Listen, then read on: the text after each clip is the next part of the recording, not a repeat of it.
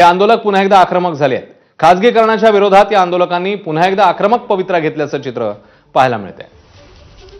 तर नाशिकमधली ही दृश्य आहेत। आदिवासी आंदोलकांनी ठिय्या दिलेला आहे।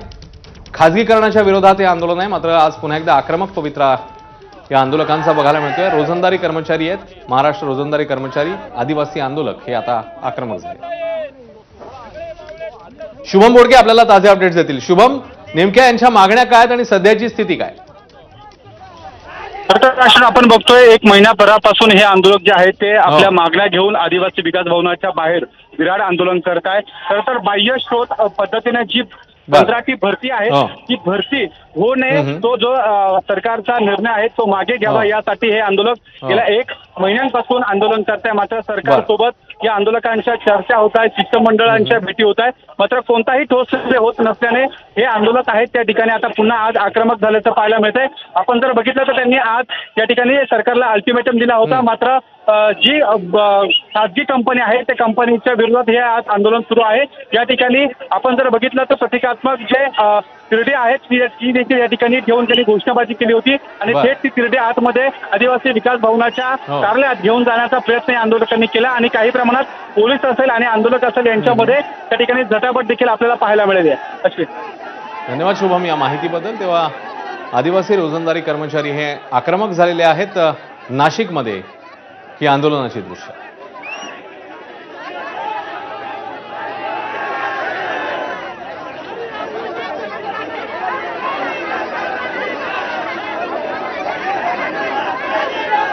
खासगीकरणाच्या विरोधात हे आंदोलनाचं हत्यार त्यांनी उपसलेलं आहे आणि आज पुन्हा एकदा ते आक्रमक झालेले आहेत आणि हे आंदोलन आता आणखी वाढतानाच पाहायला मिळतं।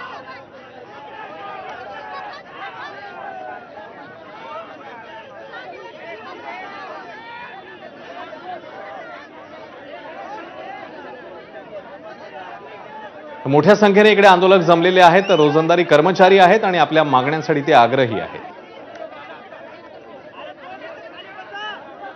पुन्हा एकदा शुभमकडे जाऊया। शुभम, हे आंदोलक अत्यंत आक्रमक अशा प्रकारच्या भूमिकेमध्ये आहेत आणि आग्रही मागण्या करतायत, काय आणखी त्यांचं म्हणणं आहे? कोणाशी त्यांची चर्चा वगैरे आता होणार आहे काय आंदोलनाच्या अनुषंगाने? शुभम, अजून खरं तर हे अनेक दिवसांपासून आदिवासी मंत्री असलेले अशोक उईके असेल यांच्यासोबत चर्चा करत आहे।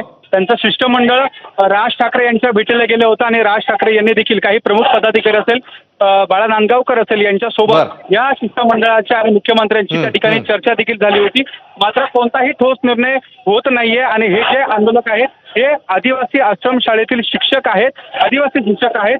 खरं तर आश्रमशाळेतील जे शिक्षक आहेत त्यांनी 10 वर्ष त्या ठिकाणी आपली सेवा दिलेली आहे आणि ही पुढे देखील त्यांना कामावर रुजू करावे अशी ती मागणी आहे।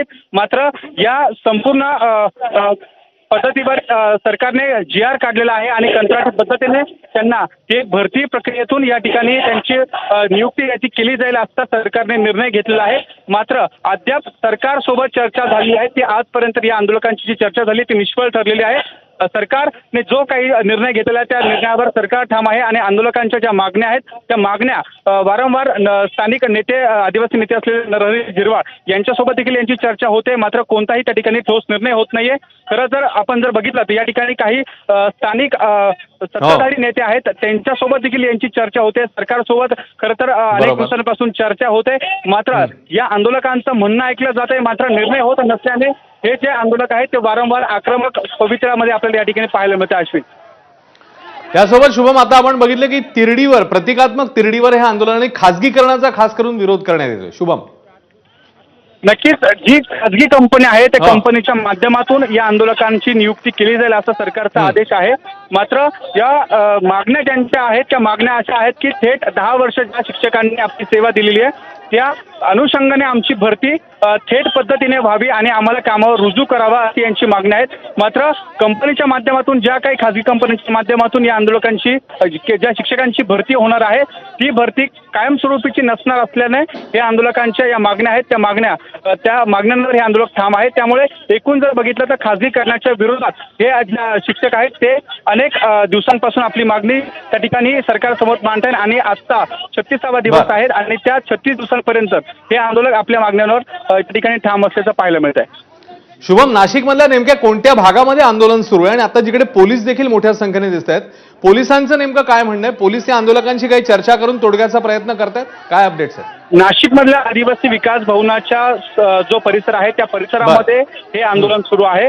खरं तर पोलिसांनी देखील या आंदोलकांशी बोलण्याचा प्रयत्न केलाय, मात्र बरं. आदिवासी विकास भवनाच्या अधिकाऱ्यांसोबत ही चर्चा होत नाहीये. बरं. पोलीस देखील वारंवार त्यांना मध्यस्थी करून प्रशासनासोबत यांच्या भेटी द्यायचे होत आहे. बरं. मात्र या भेटी दरम्यान प्रशासन कोणताही निर्णय घेत नसल्याने आंदोलक आणि पोलिसांमध्ये हा खरं तर आपल्याला या ठिकाणी हा संपूर्ण संघर्ष आज देखील पाहायला मिळतोय. पोलिसांनी देखील अनेकदा या आंदोलकांचं म्हणणं ऐकून घेतलेलं आहे बरं. आणि मागच्या काळात देखील आंदोलकांनी जे संविधानिक पद्धतीने आंदोलनाची प्रक्रिया आहे त्याला झुगारून या ठिकाणी जे आंदोलन आहे ते त्या ठिकाणी आक्रमक पवित्रा घेतल्याने 125 आंदोलकांवर पोलीस ठाण्यामध्ये या आंदोलकांवर गुन्हे देखील दाखल करण्यात आले. त्यामुळे आता एकूण हे आंदोलक खरं तर गुन्हे दाखल झाल्यानंतर काही प्रमाणात पुन्हा आक्रमक झाल्याचं पाहायला मिळत आहे. धन्यवाद शुभम, या माहितीबद्दल. बातमीचे अपडेट्स वेळोवेळी जाणून घेत असतो. आणि आता पुन्हा एकदा महाराष्ट्र सुपरफास्टमध्ये आणखी काही घडामोडींचा सुपरफास्ट आढावा.